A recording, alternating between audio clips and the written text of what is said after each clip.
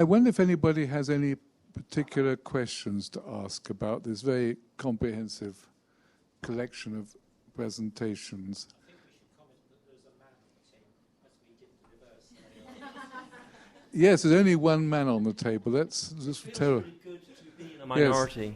Well, it anybody's never been ever happens. Publishing it. It's just, yes. So thank you, Anthony. Not at all. My pleasure. Nice to have a man on the table. Number again next year. Joe. So I've just got a question for the panel generally. Are any of you doing any work on sort of the commercial or economic impacts of research and quantifying that through, new metrics or, I don't know, it's just a... I personally am not, but other members of my team are. Mm-hmm. What does that look like? That's a very good question. I haven't been involved in those sides of the project, but it's definitely a part of a project that other members of our team are working on.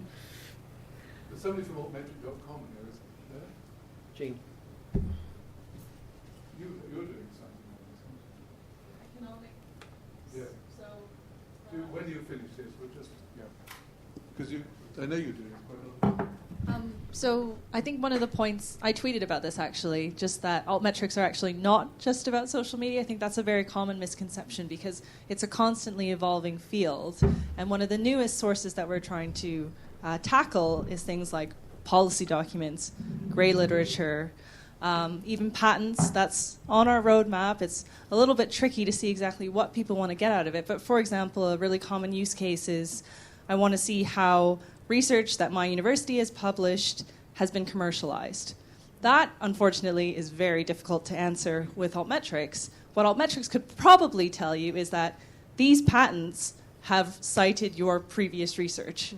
And that is probably the direction it will have to go in first as sort of low-hanging fruit. From there, it needs to evolve.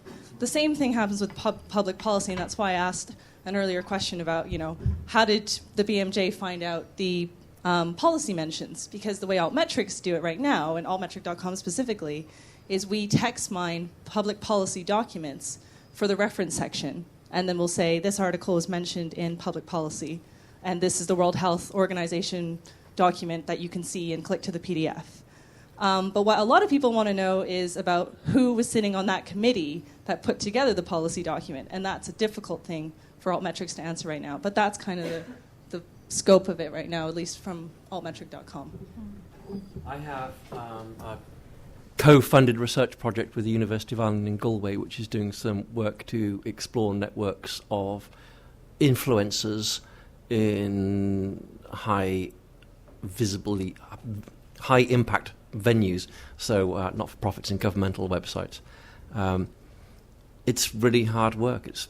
There isn't the clear discipline about citing or mentioning people, and very often, of course, when a researcher sits in front of a committee to talk about their work, they will talk about the body of work and they won't talk about individual papers. It's not appropriate. So there are some challenging things to look at. So the way that we're doing this is to build and test models of influence using graph metrics such as PageRank. To see whether these online documents, are receiving a lot of incoming links from search engines. Yes. Okay. Rob, it's nice to hear you speak. Oh, thank you. I thought you'd been leaping in all the time. Rob Johnson of Research Consulting. Well, firstly, Mike, I just thought the way you explained the distinction between the altmetrics and citations was tremendously helpful. I hadn't seen it explained quite so clearly, that it was just such a small minority, and that the graph was great. I was just wondering whether you see a growing correlation over time, so that are we seeing that more and more papers are being tweeted about, so yes, it's a small percentage, but you can see growth, and therefore we're heading towards a point where we might see a correlation? Yeah, I've been looking for that for a couple of years, and I'm not seeing anything enormous. I'm doing a PhD in the University of Wolverhampton with Mike Thewall, and there isn't enough data for me to publish a paper on it yet. It's so different in terms of its spread. Mendelian citations, as I said, they show an equivalence a very similar kind of relationship. You have to use a different kind of mathematics to understand the maths of social networks. And that's maths that doesn't apply to citations. Citations don't go viral in the same way that social network messages go. So at the moment, my mathematics is just not up to it, and the data isn't up to it. Superficially, it doesn't look to me as if there's an increasing interest in expanding the breadth of publications that are getting tweets. There is, in terms of the volume of tweets or Facebook mentions. So there's more activity, but it shows the same focus. That's what it seems to me. Hopefully I'll publish in a couple of years. Okay. I know where you are. I don't escape me. So, follow-up question to Rod's there. Around the demographics of those tweeting. Can you talk to that at all, Mike, in terms of what you know about who's doing that geographically, age profile? And I think that also relates to Inez around the corner there, the user base for Mendeley in terms of who they are. There was some mention about it being quite democratic in terms of wide variety of subject areas. So that's the. I suspect that Jean is probably in a better position to talk about the demographics of Twitter users than I am. Do you think that's fair, Jean? So Altmetric collects demographic information about tweeters, and also we integrate with Mendeley as well using Mendeley's awesome API, and they also have a lot of information about readers. And basically, it really depends on the paper. So I haven't looked at it in terms of a great, grand study yet. But what you'll generally see is most papers are tweeted by what we term members of the public. And this demographic information is not supplied by the user. This is something that Altmetric has to infer based on the profile of the user. So for example, I'd say my profile, my name is Jean, and I'm a neuroscientist. So we have a lexicon, actually, that goes to the profile and says, neuroscientist, that's probably a scientist.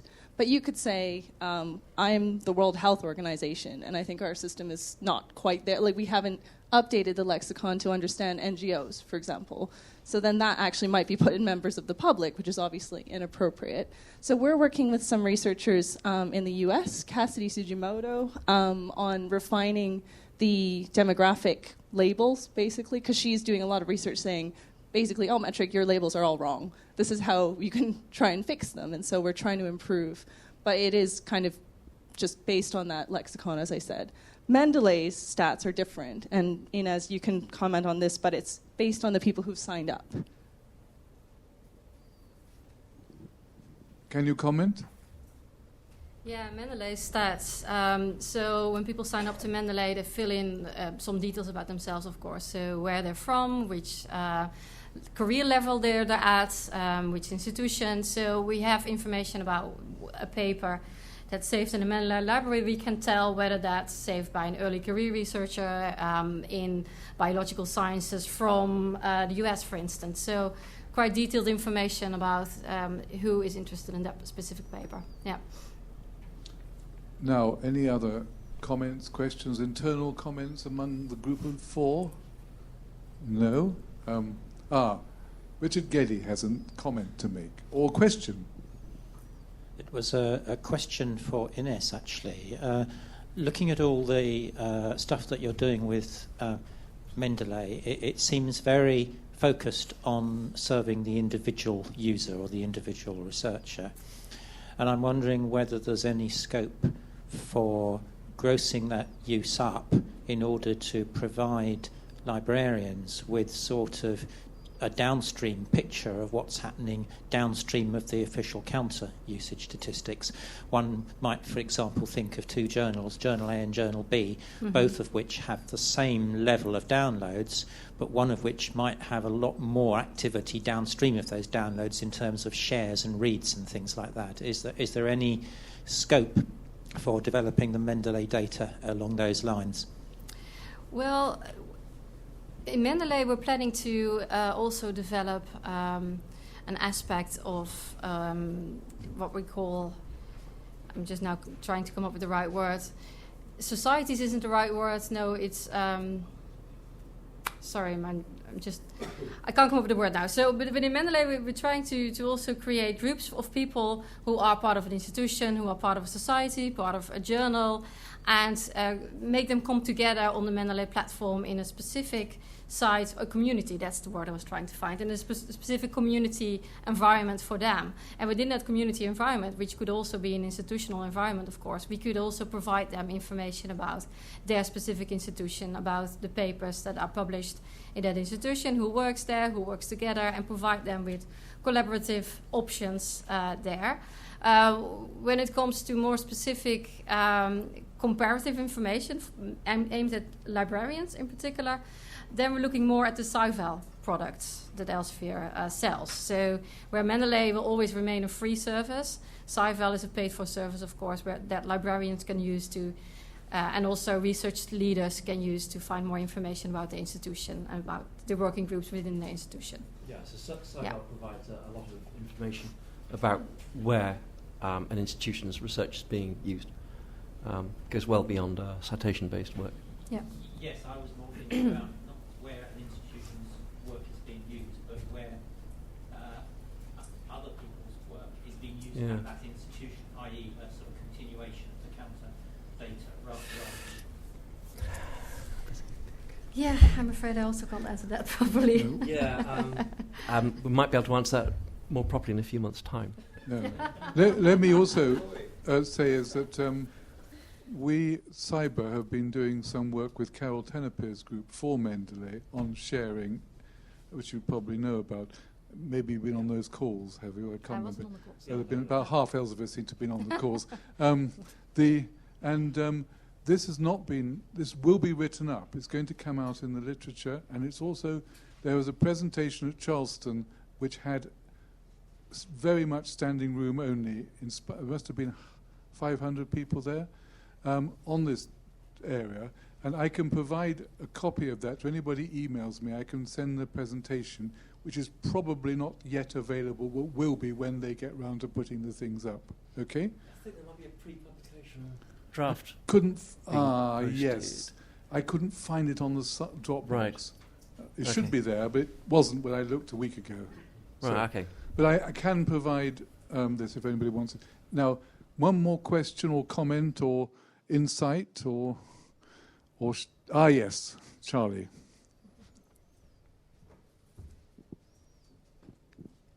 In relation to the download links in the dashboard, is it in? Yeah. And it comes back to this morning's question about the different sides of copyright that people may or may not post their versions on. Are you able to tell whether the versions people have put in Mendeley are the right one that they should share? Or do you just have to hope that, or... Yeah, I ask it delicately, I hope. Yeah, we're asking it delicately. Well, what we're really trying to do is not make Mendeley the next ResearchGate. So Mendeley makes it a high priority to make sure that whatever version is shared within Mendeley is the version that publishers allow us to share in Mendeley. So we will remove anything that's not the version that is okay to share. Yeah. So. On that happy note, I think we should now finish the panel. Thank you very much. And we.